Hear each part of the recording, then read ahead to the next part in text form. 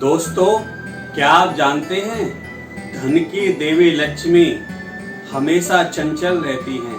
कभी वो इस घर से उधर और उस घर से इधर चलती रहती हैं। लेकिन कुछ ऐसी भी जगह होती है जहां पर वो हमेशा विद्यमान रहती हैं। आइए हम आज एक ऐसी ही सच्ची और अच्छी बात करते हैं। दोस्तों, एक बार की बात है, एक सेठ थे।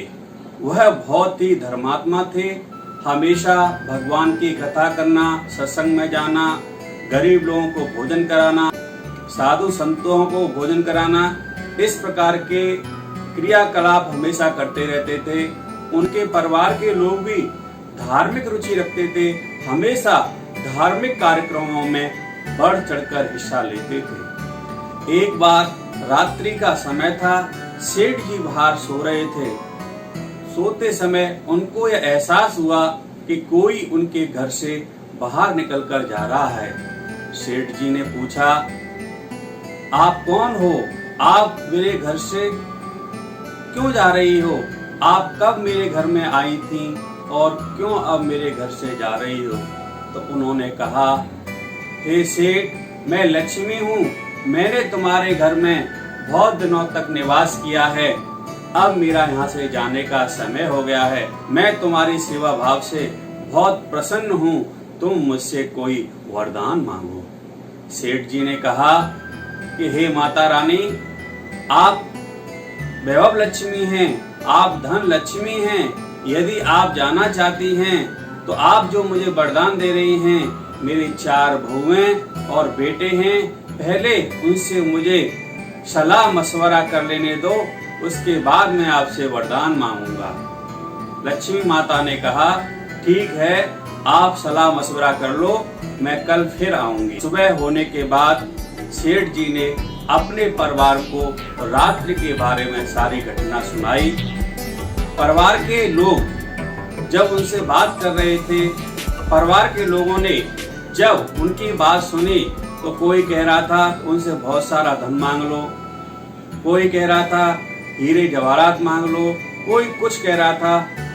लेकिन उसी घर में उनकी एक छोटी बहू थी जो बहुत संस्कारी थी, अच्छे परिवार से आई थी और उसने माता पिता से लक्ष्मी जी के बारे में बहुत सारी बातें सुनी थी। तो वह अपने ससुर जी से बोली कि हे पिताजी, आप ऐसा करो, लक्ष्मी माँ से यह वरदान मांगो कि आप यदि जा रही हो तो चली जाओ, लेकिन हमें ऐसा वरदान दो कि हमारे घर में हमेशा सत्संग होता रहे, हरि का कीर्तन होता रहे, हम हमेशा धार्मिक कार्य करते रहें और चाहे हम पर कितनी भी कष्ट या विपत्ति आ जाए, हम इन कार्यों को नहीं छोड़े। हमारे परिवार के बीच में हमेशा शांति और सौहार्द बना रहे, हम में आपस में कभी भी कोई झगड़ा या लड़ाई नहीं हो। सबको उसकी बात बहुत अच्छी लगी। सेठ जी ने कहा, बेटा तुम सही कह रहे हो, आज लक्ष्मी माता आएंगे तो मैं उनसे यही वरदान मांगूंगा। सेठ जी फिर सो जाते हैं। रात्रि का समय है। फिर माता लक्ष्मी आती हैं और उनसे कहती हैं, हे सेठ, तुमने क्या अपने परिवार के लोगों से विचार विमर्श कर लिया? बताओ तुम क्या वरदान चाहते हो? तो सेठ जी ने कहा, हे माता लक्ष्मी, आप जाना चाहती हो तो सहर्ष चली जाओ, लेकिन जाते जाते हमारे परिवार को हमको यह आशीर्वाद दे जाओ कि हमारे घर में हमेशा सत्य कर्म होते रहें, धार्मिक अनुष्ठान होते रहें, हम गरीब लोगों की सेवा करते रहें, साधु संतों की सेवा करते रहें, हमारे घर में आपस में किसी प्रकार का कभी भी कोई कलेश नहीं हो। तब माता लक्ष्मी ने जब सेठ जी की बात सुनी तो कहा, अरे सेठ जी, आपने ये क्या मांग लिया मुझसे?